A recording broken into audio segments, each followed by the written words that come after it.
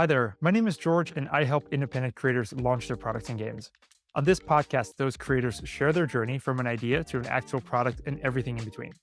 Today's guest is AJ Porfirio. He's the founder of Ryder Games.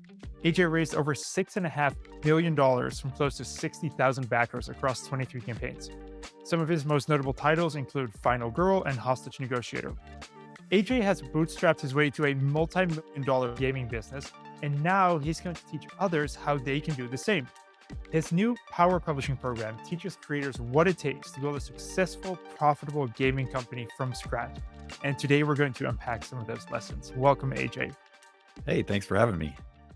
So, before you became this wild, successful gaming entrepreneur, let's go back to the year 2011, over a decade ago. There's a first campaign on your Kickstarter account called If I'm Going Down that raised Mm. $10,000. Take us back to 2011. How did this get started for you?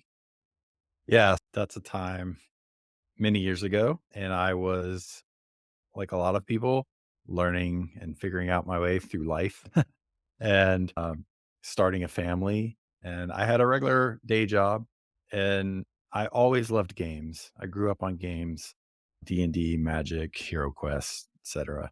And as I grew up, my main passion was baseball. So I actually played baseball for a long time through college and professionally for a few years. And then in that time, especially as I progressed, there was less and less time for hobbies and other things. And so it was never really out of games, but I wasn't playing a lot of games outside of computer and stuff in some free time.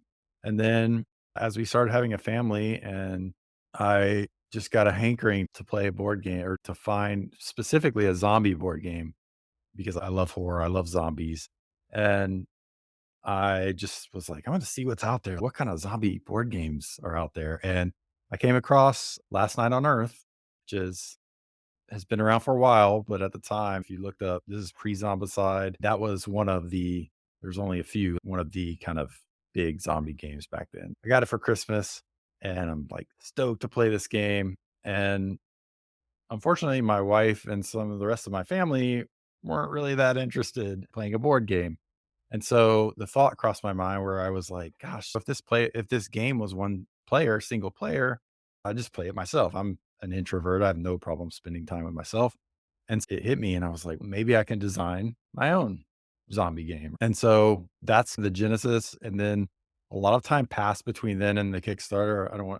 Probably shouldn't take up this whole podcast telling that story, but that was what got me going and just thinking about designing a game and figuring out that. And so back in 2011, you had a $10,000 Kickstarter. Was that even enough to actually go ahead and make it? It was, yeah. Back then, things were a lot different and the approach was a lot different. There's probably a handful of publishers still around from back then, ourselves being one. But back then there was crazy things like people did free shipping. Like you didn't charge for shipping. You just charge for the game and we're going to ship it free, which just doesn't things like that, they don't work now and costs were different. I did a 1,000 copy print run back then. Now keep in mind, this is my day job is supporting me. So it's not it wouldn't have been sustainable if I was trying to do that as my job and pay myself and make a living. But since I already had an income from elsewhere, I could use the funds from the project to go towards fulfilling it. So yeah, it worked and we got it out there. And that was the beginning of the journey for me. So what I noticed in your Kickstarter profile is you go through the project. So this first one raised 10K and then it goes up, I think, to 20K or 30K. It's very consistent. You really see you climbing this ladder of going up and up, and then you have a game that's 100K and then 200K. What is the point, or what was the point for you where you could quit your day job and this became like your main thing? Yeah, great question. So actually, Detective City of Angels was at the time our biggest Kickstarter. I believe it was around 240,000 or something in that range. And that was really the one and I should state that game is actually designed by my business partner, Evan Derrick.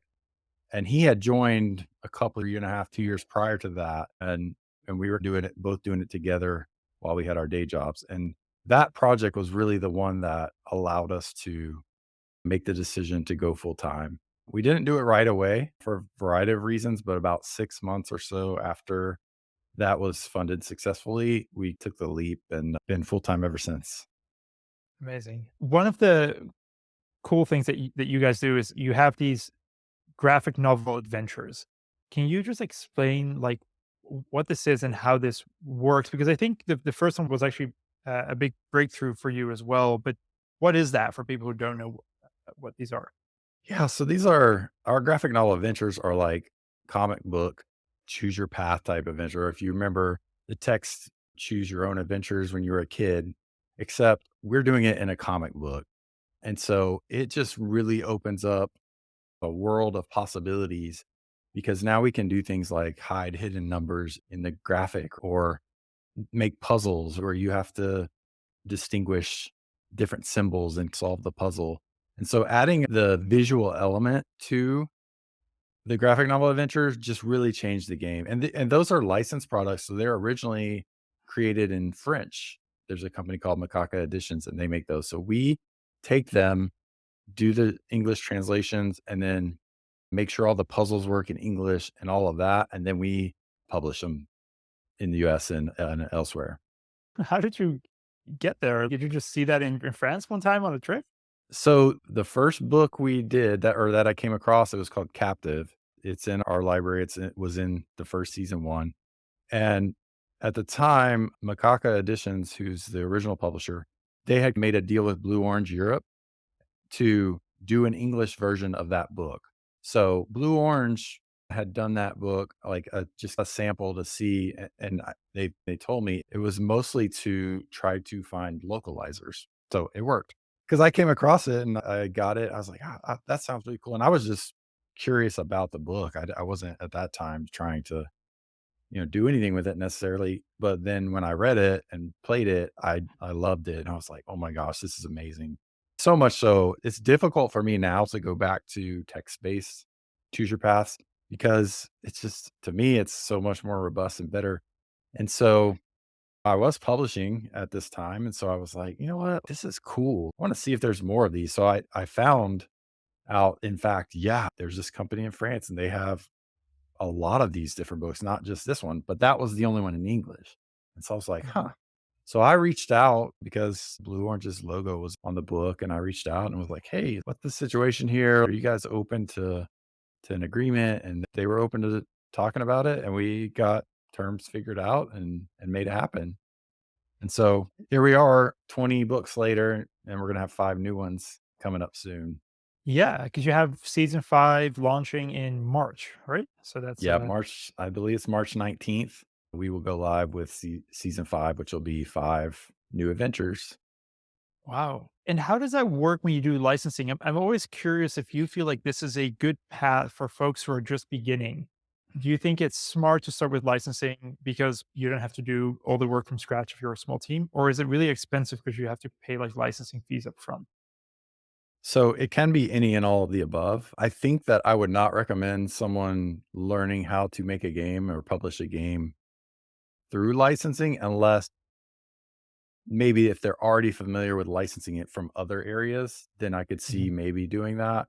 But there's so much you're going to learn producing and publishing your first game or product, whatever it is, that adding additional elements on top of that, that's not like it's impossible, but I generally recommend starting small and work your way up and figure out things as you go. And once you got one thing figured out, then you can figure out the next thing.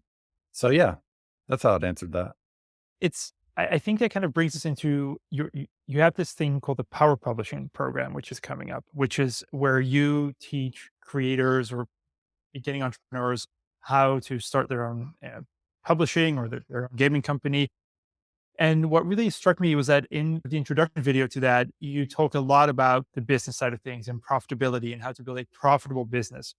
Mhm. And it struck me because I think, especially in games, a lot of it is passion driven. It starts as a hobby for a lot of people. And sometimes I feel like money is secondary. And so I thought it was just interesting to see you speak about that as a highlight. Can you just briefly introduce in your own words what this program is and what you're going to be teaching? Yeah, you covered it pretty well. It's a program not just for new publishers, but also for existing publishers, or maybe they've done a few games, or maybe even done a lot of games. But I've been feeling really called to share what I've learned in this 13-year journey of mine and ongoing. I couldn't shake this thing for 6 months. It's just like, you need to do this, you need to do this. And so finally I was like, you know what? I have a lot of it's scary putting yourself out there, but I decided to push through that fear and make it happen. I'm really excited about it. It's launching in March, so probably not too long after we're doing this here. And yeah, I want to share, there's so much to share that I feel like we've done differently probably than most other publishers. And I'd like to share some of those things and encourage other publishers to do things differently than everyone else, including myself. I don't think anyone should be taking a cookie cutter approach to publishing, because otherwise you're just going to be another face in the crowd. How are you going to stand out? And that's going to be a big theme along a lot of the courses and lessons in the program.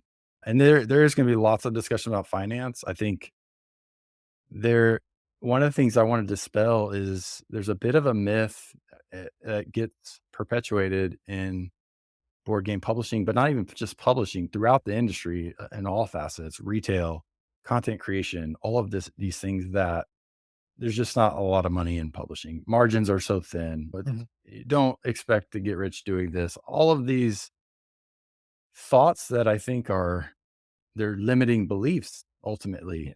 because I'm here to tell you, no, that's not true. And I frankly believed the same thing in the beginning. I had goals that I wouldn't call very lofty. Oh, I just want to get my game on the shelf. I just want to see my game published. I just want my game in the hands of players. Like, those are all good goals to have.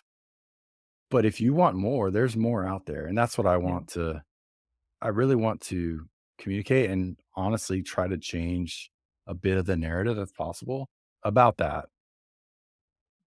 If you don't mind sharing a little bit, I think when you see a big campaign, like a $1 million campaign or a multi-million-dollar campaign, and you've had some of these really successful campaigns, does that make you a millionaire, or does most of that just go into fulfilling? And because I feel like some creators actually they raise there's two types of creators. There's creators that can raise a multi-million-dollar campaign and still be like broke and or out of business because they overspend on things. And then I think there's creators who built these things up really in a smart way and they actually become millionaires doing this thing.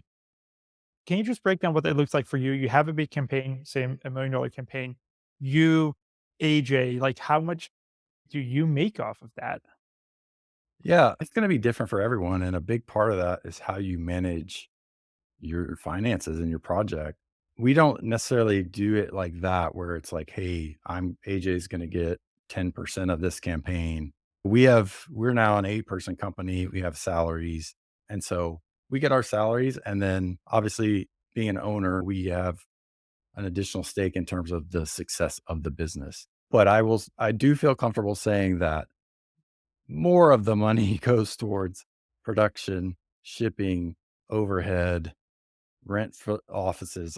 And this is one of the things I want to help people with, because I feel like you've hit on something here, which is there's a perception that, maybe publishers are just slinging a big bag of money over their shoulder and walking off. And unfortunately, like, when money does get managed poorly, it's Mhm. not necessarily, I don't think the people are doing that, but they're unfortunately overspending in certain areas, and they put themselves in a bind where we've seen things over the last few years with publishers asking for additional money. And yeah, COVID So happened bad. and some other things happened.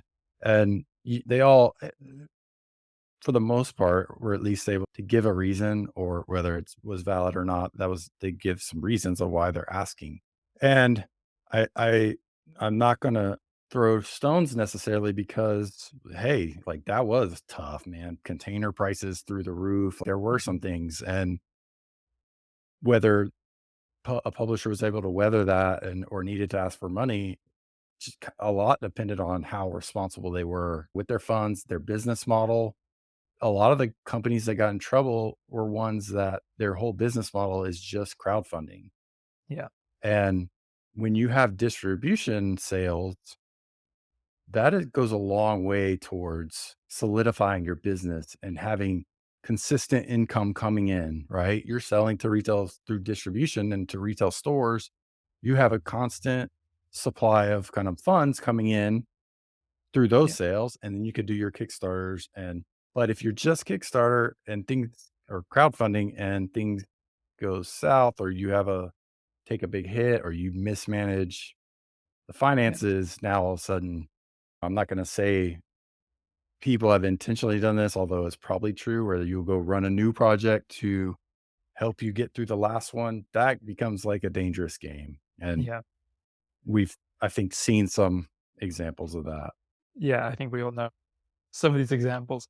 One of the things that I find fascinating is that there's creators who say, I am going to spare no expense in my game. I'm going to make the biggest, the best game. It's going to weigh a metric ton and it's going to have all the miniatures. And that's like how I sell my games. And obviously, it costs a lot. That's their homework. And then there's folks who say, I'm going to make great games, but I'm going to be a little bit more conservative in the materials I use and just how elaborate this is because I really want to be profitable on a per game basis. Where do you stand in that? How do you look at that? So my position is I think a publisher should do what they think is best for them to make the best possible games they can make and be profitable doing it. If you're only choosing one or the other, well, that seems like a missed opportunity. Mhm. So, one of the, I think, probably most valuable lessons that I'm going to do in my program is going to be a lesson on strategic pricing. I think that we, Van Ryder Games, have a huge competitive advantage because of all the critical thinking we put into pricing and how we think about that. And I think that for the most part, other companies aren't doing a lot of critical thinking there. They just maybe think maybe this is the price. There's a you know it, I'm sure, but there's a thing that gets perpetuated called the 5x rule that Yeah. I'm going to completely uh disband that whole thing because I can't stand when it gets recommended because what it does Can you is just repeat the 5X rule for folks who don't know? yeah, so the 5x rule it is I just hesitate to say it because I dislike that it gets perpetuated so much. But what it is, and it's important to know, and I'll have to cover it in the program, but it says you should price your game at 5x your landed costs, meaning the cost of manufacturing plus freight to get it to your warehouse where you're in your region. And so that would say if your landed cost of your game is $5, you should price your game at $25, five times Mhm. five. And it's just such a lazy, Why do you hate like it so much? What's wrong with it? the problem with it is that you're just it's just bypassing actual critical thinking. Why are you pricing it at 5x? Because someone on Facebook told you that's generally what it does. And that's not to say sometimes if you do the critical thinking and you do the work, the diligence, you may land there. Sometimes you might Yeah. land there, but sometimes you might land at 7x or Yeah. depending on the situation, it might make sense to do even 4x or a lower amount. It just Mhm. all depends. And I'm going to get into really into the weeds and details on this. And I hope that we can, as an industry, start questioning not just that, but everything. Like you should always question. I'm going to encourage my students and participants, like question what I do. It might not fit for you. Mhm. It might be different. So Yeah. think critical. Yeah.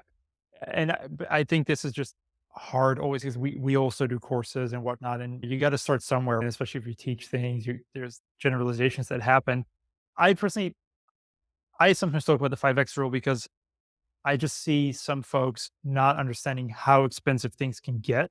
But what I see a lot of folks kind of misunderstand is like just the fees, right? Like the shipping and the import duties and all of that. So I always encourage people to charge as much as you can and Yeah. maybe charge a little bit more than you think is reasonable because I think all founders, all creators tend to underprice their own things because you're a little bit like scared to charge a lot for it.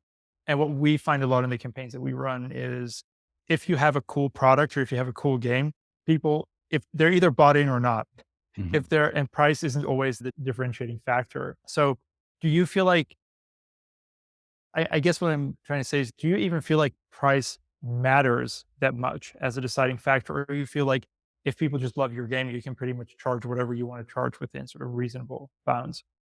No, it's critical.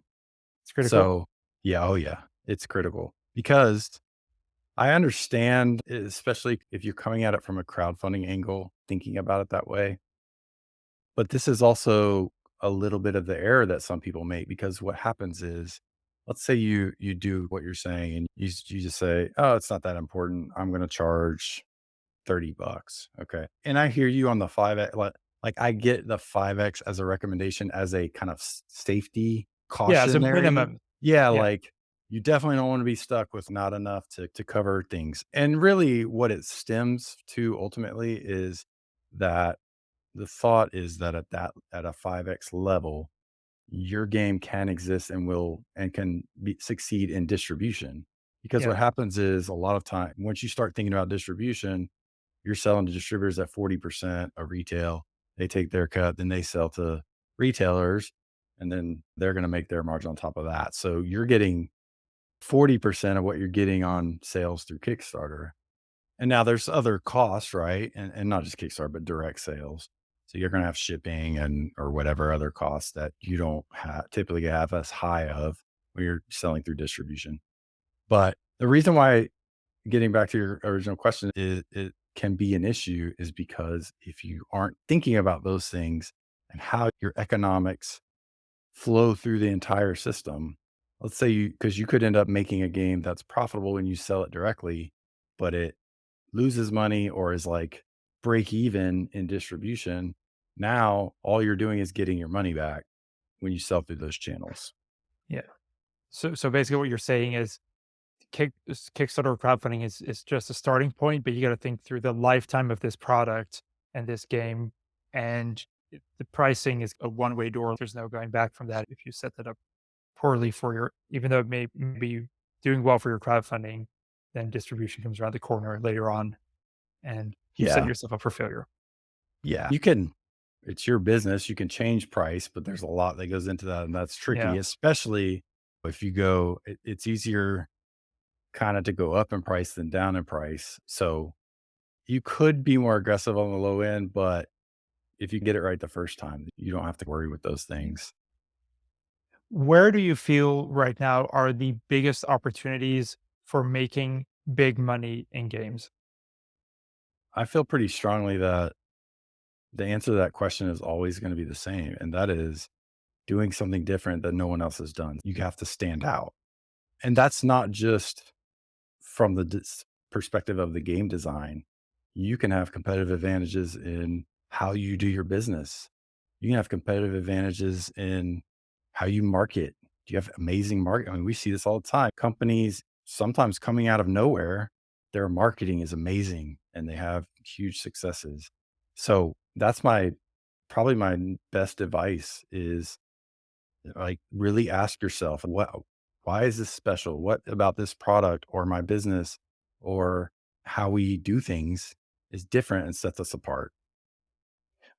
And I guess the opposite side of that is what would you recommend people not go into going into 2024? Like what has been done too much? I I hesitate to tell people not to do something because I tend so something about me, when people tell me not to do something or something won't work, that's exactly when I feel like that's what I should be doing. Like our if you're familiar with our game Final Girl, it has a very unique box model. Mhm. And the core box is not playable by itself. You have to have the core box and a feature film box. And it the box system is so as it is because the game is so modular. And before we did that product, there were retailers, distributors, this will never work. Customers, that's terrible. I can't believe it. But we had a lot of people saying, "Oh, this is really cool." We felt it. We're gamers too. We know you almost anyone who goes in this business is a gamer and you know what you like. And that's not even the only example of when we've trusted our gut to do something unique no one else has done. And it's Final Girl's our biggest hit by far. It's paid off immensely. So I would say it's got to be like a double negative, right? Don't necessarily listen to everyone else if you feel like Yeah. there's a risk you should be taking. I agree with that. I think a lot on the creative side sometimes, however, not so much on the financial side. I think if you're going to buy your course or into your program, I think it's always wise to listen to financial conservative advice. But I completely agree with you on the creative side to just yeah, just do the thing that you think is cool, right? Because that's what people buy into. Yeah, and I agree with you. All I'm saying is it's just there's an extra, right? And Yeah, validate it for yourself. yeah, Yeah, otherwise, what am I doing teaching if I'm not trying to get you to understand, hey, this is why this works. But again, like you may have a different method, but yeah, finances is key, right? Like it's yeah. probably why I don't have data on it, but I've always wondered how many and crowdfunded projects and publishers are one and done, meaning they just do the one game and then they're done. And I would suspect it's almost like a funnel, right?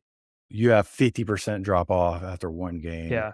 and then maybe 30% more after 2 or 3 games, and then you're left with kind of the 5 to 10% successful ongoing publishers that survive and thrive.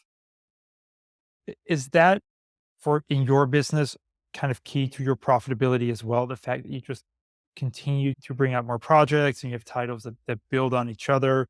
Does it get more profitable as you do more projects over time? So, yes, with an asterisk, I guess, a little bit. Most people, if you're around the business long enough, there are games called evergreens and hits that continue to sell, right, over a long period of time. Some have a long tail, but and maybe eventually die off, and some just continue and will sell forever.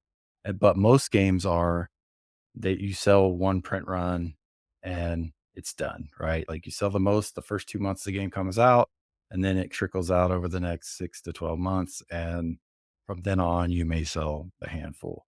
That's most games. And Yeah. there's no magic formula to make an evergreen. Otherwise, we'd all just be all making just evergreens. So that's where it comes in to the more games you can do and the more experience you get with what customers like and what gamers enjoy and what cool things you do that really land with people, the higher chance you're going to be able to have a hit, which is really key to sustain a board game publishing company. You're not going to be able to, no one is going to be able to make a company that just does all one and dones and is lasting. It's just not realistic because once you start to really have a lot of employees and overhead and things like this, you have to have consistent income to support that. Yeah. When it comes to hits, when do you know? Because Final Girl was a hit, remains a big hit. When is it that you're developing this? Is it when you're play testing or is it when you just launch on Kickstarter and see those numbers shoot up? When do you know you caught lightning in a bottle? So I would call Final Girl a mega hit at this point, which was different because we've had evergreens before, but not like that. Like Hostage Negotiator was our first evergreen. So an evergreen, what's going to happen is I talked about the first 2 months of sales and then it dips and then it stays there. What's going to happen with an evergreen, assuming you have enough stock, you'll be able to see this is you're going to see a nice bounce back up like in month 4. Okay. The first 2 are going to be good. 3 is usually going to draw. And this is generally speaking, it could be different, but then it's like all the retailers are restocking and you get a lot of orders in that 4th month and it's okay. This is a good sign. It's not a for sure, but this has good legs. And so then the longer it goes from there and you keep seeing kind of the volume, the sales volume, you can start to be more and more confident. And if you still have pretty good volume at 6 months, that's generally a good indication. Now, when it gets tricky is if you sell out of your print run and you need to reorder you sell out sometime within that window, you didn't get to see the process play out. And this is where you hear a lot of advice about that first restock because you're going to reprint at that point. You've had enough success to reprint. And what happens sometimes is you reprint and for whatever reason, the froth or the hype or the whatever is gone, or people have had more time with the game and now it's suddenly not quite as hot as it was. And then you end up sitting on a lot of this reprint and not quite able to sell it. So that's a thing to watch out for. With Final Girl, honestly, what I've noticed different from any of our other games is the way people talk about it. You hear, I'll see posts and just like they'll say things like, and it's so organic. God, I freaking love this game. Just the kind of this kind of language that it's just a slightly different, and you can go see it. Go look at the Wingspans of the world and the any game in top 100 on BGG. This is the kind of language people are using, and you almost when you love a game, what do? You like can't wait to tell someone about it. Man, that was awesome. I got to go. Like when people feel like they need to shout out about this, even a product in general, like how amazing it is. That's it, man. The word of mouth is the best marketing you can get, and it's what I think propels pretty much every mega hit to be one. Is that something are you one of those founders that just goes online on X or BGG and looks for what people say about your games? Is that what you do late at night? I stay very connected, and I think it's important personally to me.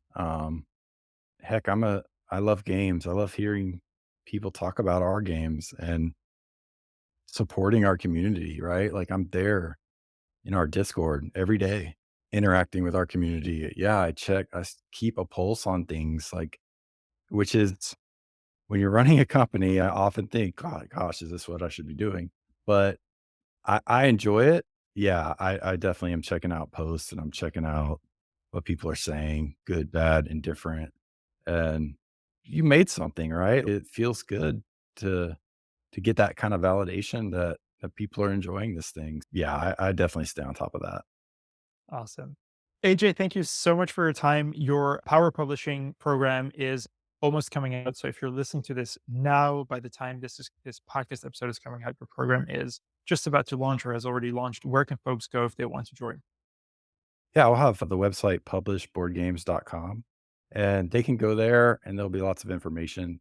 It'll go, if it's not live quite when this launches, it'll probably be up around the beginning of March, first week or two, and it'll have all the information they need to learn about the program. There's also a YouTube channel for power publishing they can find and see.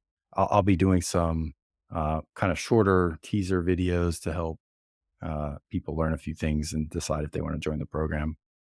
Awesome. And season 5 of the new graphic novel Adventures is also out by the time you're listening to this.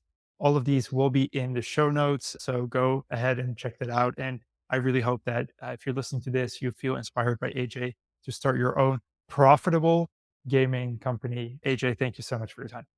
Thanks, George. Appreciate it.